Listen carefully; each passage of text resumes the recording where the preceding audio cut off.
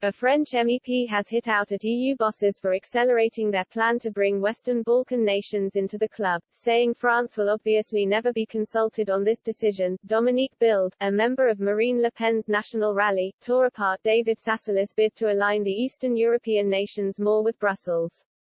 The Eurosceptic MEP reacted with disappointment to Mr. Sassoli's announcement that he and Western Balkan leaders had reaffirmed the central role of our institutions in moving the enlargement process forward. Following the Crunch meeting, Mr. Sassoli, President of the European Parliament, urged the EU Council to keep its promises and to take decisive action as a matter of urgency to speed up the enlargement process. Ms. Bild reacted by tweeting a sad face emoji and expressing her disapproval for the plan. She added, "The French will obviously never be consulted on this decision, which is disastrous in economic and security matters."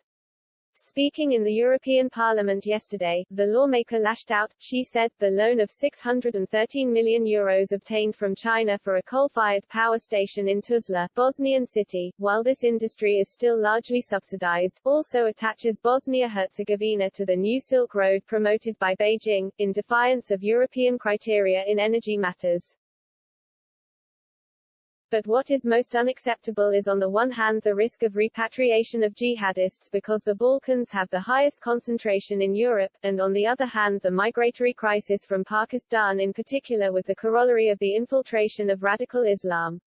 If the EU is caught up in this enlargement to the Balkans, in Bosnia and Herzegovina as elsewhere, the lack of enthusiasm is obvious, judging by the attitude of the Bosnian member of its tripartite presidency, who condemned France in the Charlie Hebdo affair and praised Erdogan's contribution to the stability of the region.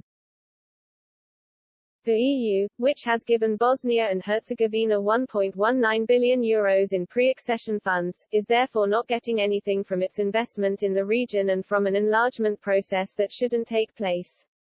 Earlier this month Mr. Sassoli claimed allowing the Balkan nations into the bloc would bring immense benefits both to the region and to Europe as a whole.